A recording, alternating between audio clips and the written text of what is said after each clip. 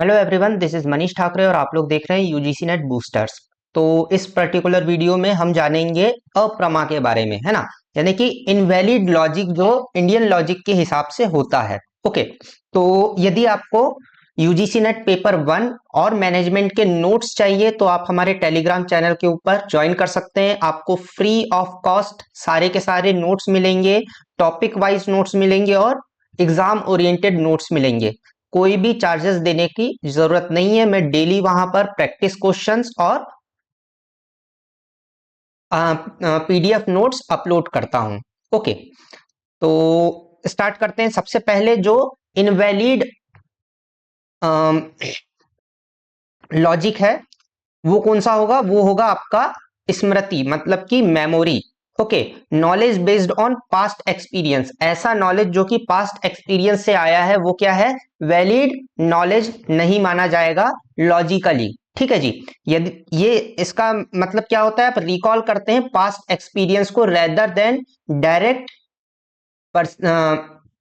Perception और reasoning. Direct perception या reasoning को न लेते हुए आप क्या करते हैं? आप करते हैं रिकॉल ऑफ एक्सपीरियंसेस। आपके सामने कोई सिचुएशन आ रही है तो आप सिचुएशन के ऊपर फोकस ना करते हुए, उस जगह की आप परसेप्शन ना लेते हुए, प्रत्यक्ष ना लेते हुए या कुछ अपना लॉजिकल रीजनिंग ना लगाते हुए क्या कर रहे हैं? रिकॉल कर रहे हैं पास्ट एक्सपीरियंस को कि पिछली बार ऐसा हुआ था, अभी क्या हुआ है उसके ऊपर हमारा ध्यान नहीं है।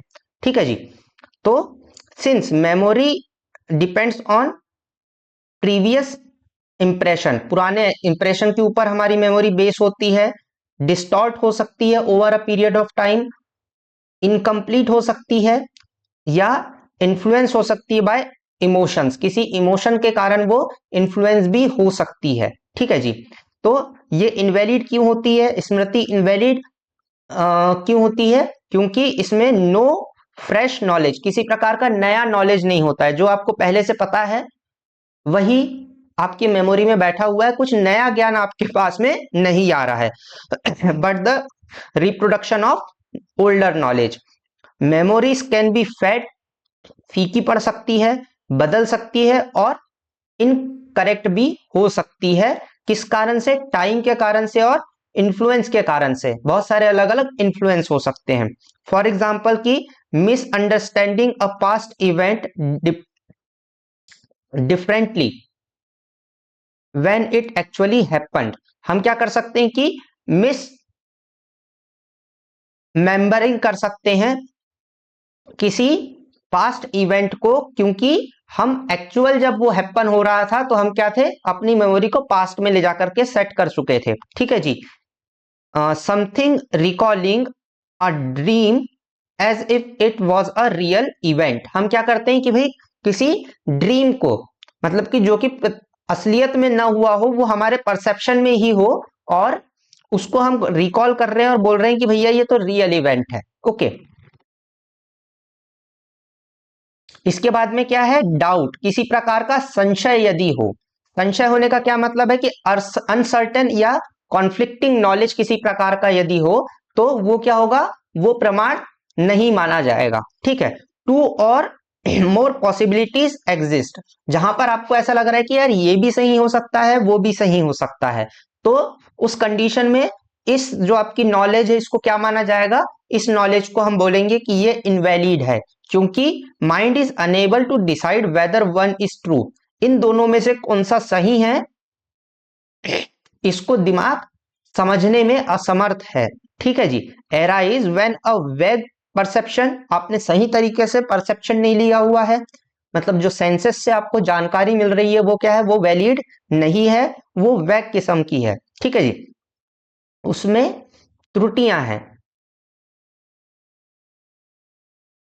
इनकम्प्लीट एविडेंस, जो आपके पास में एविडेंस है वो कैसे हैं? इनकम्प्लीट है, अधूरे एविडेंस है, या कॉन्फ्लिक्टिंग इंफॉर्मेशन, दो अलग अलग विपरीत इंफॉर्मेशन आपके पास में है। ठीक है जी, जो इसको भी सही बता रही है और इसको भी सही बता रही है, इसीलिए ये क्या हो जाएगा? इसको हम बोलते हैं डाउट। ये क्यों इनवैलिड होता है? क्योंकि लैक ऑफ सर्टेनिटी रहती है, निश्चितता नहीं रहती है आपके माइंड में। टू मेक अ रिलायबल, इसको रिलायबल बनाने के लिए, भरोसेमंद बनाने के लिए क्या है? सर्टेनिटी किसी प्रकार की नहीं है। Can not be used as a basis for reasoning और डिसीजन मेकिंग, रीजनिंग और डिसीजन मेकिंग के लिए इसको हम बेस नहीं बना सकते हैं। फॉर एग्जाम्पल कि आपको संशय है कि सांप है या रस्सी है, ठीक है, और आपको डिसीजन मेकिंग करना है कि भागना है या रुकना है, तो आप डिसीजन मेकिंग नहीं कर सकते इस बेस पर, क्योंकि आपके पास में क्या है, डाउट है।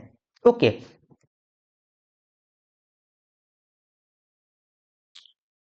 इसके बाद में क्या है, एरर। एरर मतलब कि विपर्य, ठीक है। इसका मतलब क्या होता है कि मिस परसेप्शन है या फेक नॉलेज है, ठीक है जी। हमारे पास में क्या फेक नॉलेज है, हमारे जो इंफॉर्मेशन है उसी में एरर है, ठीक है जी। इंफॉर्मेशन इनकम्प्लीट है या गलत है, ये दूसरा नहीं तीसरा होगा, ठीक है जी। तो हमारे पास में क्या है, इनकम्प्लीट नॉलेज यदि है किसी प्रकार का तो वो वैलिड नहीं माना जाएगा, ठीक है। When knowledge contradict reality, reality के साथ में आपकी नॉलेज क्या कर रही है, कॉन्ट्राडिक्ट कर रही है। जो प्रत्यक्ष आपके सामने दिख रहा है उसके साथ में उसमें क्या आ रही है, कॉन्ट्राडिक्टरी आ रहा है, leading to a false believe, जो कि फॉल्स बिलीव को जन्म देता है, ठीक है जी। दो चीजें आती है, एक बिलीव होता है और दूसरा फेथ होता है, ठीक है जी। तो आपके पास में क्या आ रहा है, बिलीव गलत आ रहा है, ठीक है जी। इन इनकरेक्ट परसेप्शन और मिसअंडरस्टैंडिंग यदि फैक्ट की है, ठीक है जी, आपने फैक्ट गलत तरीके से इंटरप्रेट कर लिया है, तो उस समय पे हमको क्या देखने को मिलता है, एरर देखने को मिलता है।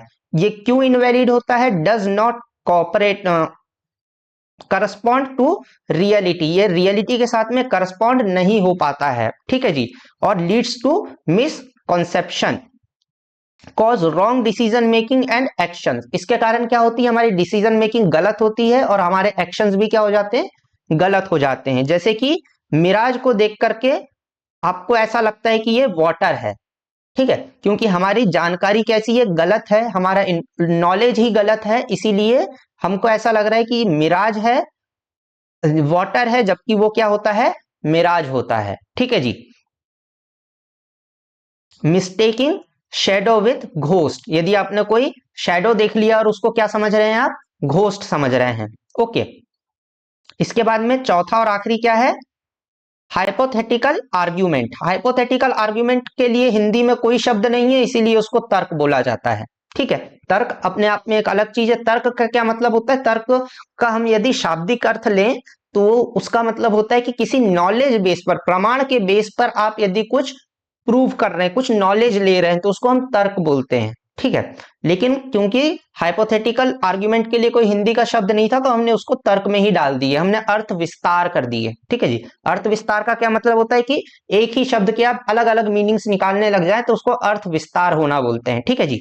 तो argument based on assumptions and possibilities rather than fact, किसके ऊपर हम आर्ग्यूमेंट कर रहे हैं, हमारा बेस क्या होता है, बिना प्रमाण का होता है, ठीक है। किसी प्रकार का हमारे पास में, जो हमने पिछली वीडियो में क्या पढ़ा हुआ है, प्रमाण होते हैं 6 प्रकार के, ठीक है। प्रत्यक्ष, शब्द, अनुमान, उपमान, अनुपलब्धि, ये सारे के सारे उपमान, ये क्या होते हैं, हमारे प्रमाण होते हैं। और बगैर प्रमाण के यदि हम क्या कर रहे हैं, एजम्पशंस लेकर के चल रहे हैं, पॉसिबिलिटीज के बेस पर कुछ प्रूफ करना चाह रहे हैं, तो उसको हम क्या बोलते हैं, हाइपोथेटिकल आर्ग्यूमेंट बोलते हैं, ठीक है जी। कि यदि ऐसा होगा तो वैसा हो जाएगा, है ना।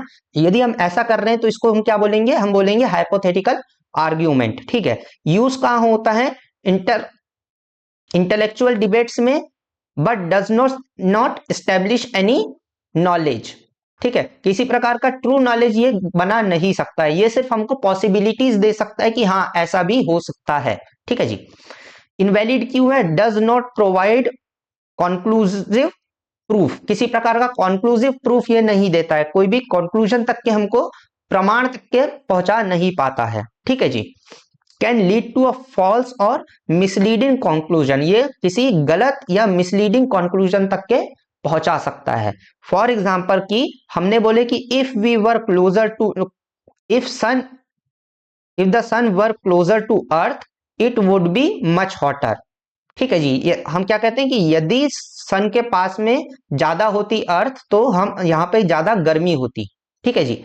तो लॉजिकली तो ये ठीक लग रहा है हमको, लेकिन क्योंकि हमारे पास में कोई एविडेंस नहीं है सन के पास जाने का, कि पास में जाते हैं तो क्या होता है, इसका हमारे पास में कोई कॉन्क्रीट एविडेंस नहीं है, प्रमाणों में से कोई भी प्रमाण इसके लिए हमारे पास में नहीं है, इसीलिए इसको हम क्या बोलेंगे, एक हाइपोथेटिकल आर्ग्यूमेंट है। और इंडियन स्कूल ऑफ या तर्क शास्त्र के हिसाब से, ये न्याय शास्त्र के हिसाब से क्या हो जाएगा, इनवैलिड माना जाएगा। ठीक है जी, तो ये थे हमारे क्या कुछ,